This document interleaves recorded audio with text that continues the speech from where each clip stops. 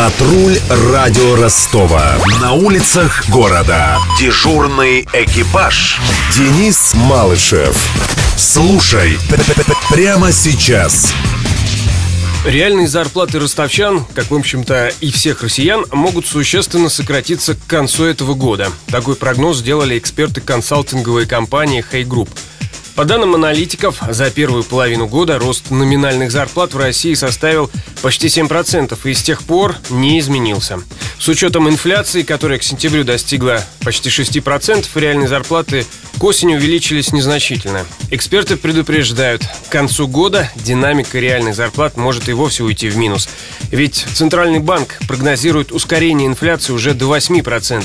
При этом, как пояснила эксперт по исследованиям компании Hey Group Ирина Чернозубова, тенденция на снижение зарплат на самом деле наметилась еще в 2009 году. Есть специалисты, которые получили чуть больше. В частности, мы отмечаем среди инженеров чуть более высокое повышение. Это должность, которая, в принципе, в России сейчас является одной из самых востребованных, поэтому среднее повышение составило примерно 8%. Ну и, в принципе, повышение носило уже к июню достаточно дифференцированный характер. Также вот в этом году мы видим, что увеличилось, например, число работодателей, которые не делали повышения вообще. То есть общий тренд, он идет на снижение. И более того, если посмотреть на тренд с 2009 года по 2014, то тренд у нас идет по нисходящей. То есть каждый год мы видим, что зарплаты не очень высоко растут.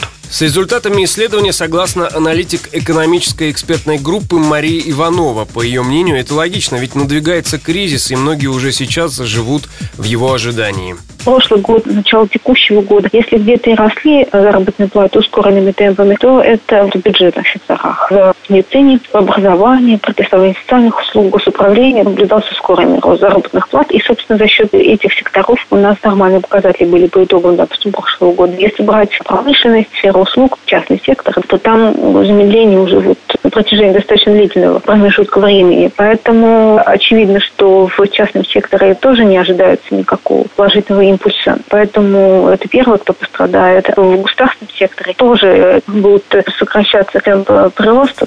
А вот доктор экономических наук Галина Ивлева настроена более оптимистично. Она согласна, давление от инфляции действительно скажется на всех отраслях, однако сокращение зарплат будет все же незначительным.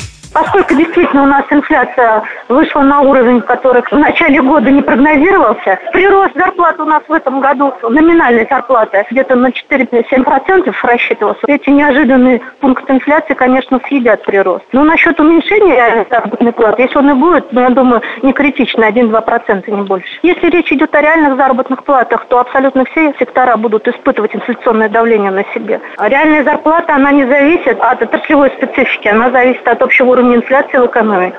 Здесь одинаково пострадают все. Добавлю, в Ростове сейчас средняя зарплата составляет примерно 28 тысяч рублей. При этом в остальной области лишь на 3 тысячи меньше. Над материалом работали Денис Малышев и Александр Попов. Патруль радио Ростова. На улицах города.